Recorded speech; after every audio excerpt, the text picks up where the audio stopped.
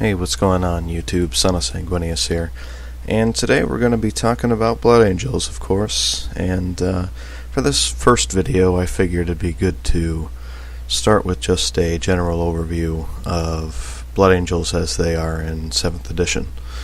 Now there's quite a bit to talk about, and I should first preface that I'm not going to be able to go over everything in this first video. The Codex, Exterminatus, and Angel's Blade will all have their own videos respectively. And for this first video, I think it'd be good just to sort of go over some ideas and really just talk about where Blood Angels are currently. Mainly in comparison to Space Marines, since Space Marines are more or less the gold standard.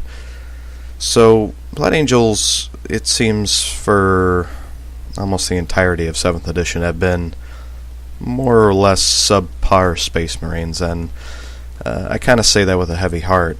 It's really quite a shame, actually. Yes, it is true that Angel's Blade has brought us up a little bit in comparison to some other armies, but Angel's Blade was not all it could have been, nor should have been, and Exterminatus was more or less mediocre, although there was a couple of good things in there as well. So I really feel like Blood Angels are, it seems, sort of the unwanted stepchild of Games Workshop. They like to, put us on the front cover of things, and I guess, being part of the Black Crusade supplement was nice and interesting, but it seems as though starting with the Blood Angels Codex, that Games Workshop doesn't really know what to do with Blood Angels.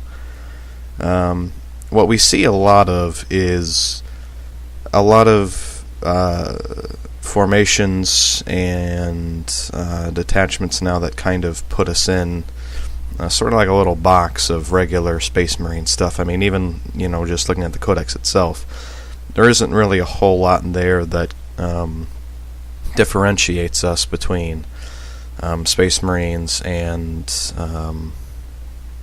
other sort of Space Marines, with the exception of Space Marines have some interesting and unique toys. Blood Angels do, have some nice stuff, of course, but the biggest thing is that there's some formations and detachments. Best example is in Angels of Death, where even though we as Blood Angels could definitely come up with the units, we have the same units. We're not part of the same faction technically, so we don't have those for whatever reason.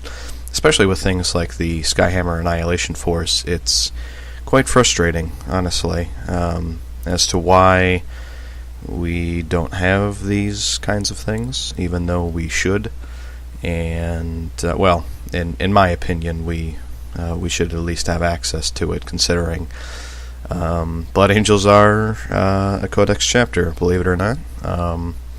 The biggest, I suppose the biggest variation that we have is mainly the Death Company, which is more or less like an 11th company or whatever. But there's also some stuff to do with like the Chapter Command and the Sanguinary Guard. But honestly, the Dark Angels themselves are more deviant from the Codex Astartes than the Blood Angels are, frankly, with the Death Wing and the Raven Wing. But aside from that, it seems as though a lot of the things that Games Workshop has given us, they've tried to do good, especially with things like Angel's Blade, but they seem to be dropping the ball a little bit. Well, maybe not a little, maybe a lot.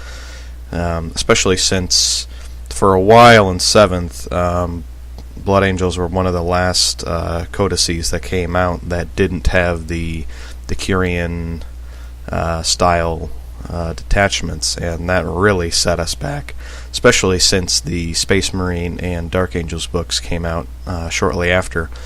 And every Blood Angels player was happy to get a new codex from 5th edition, and then bam, right back where we were, more or less. Although it should be noted that some things within the Blood Angels Codex were improved upon, especially things like the Red Thirst, and the fact that Blood Angels now have Furious Charge built in is quite nice. And we'll get over that, but I'm curious to hear what you guys have to say in the comments as to where you think Blood Angels stand. Currently, I feel like Blood Angels are maybe tier 2, maybe. Angel's Blade certainly helped some things, but that was, I gotta say, more of a disappointment than anything else.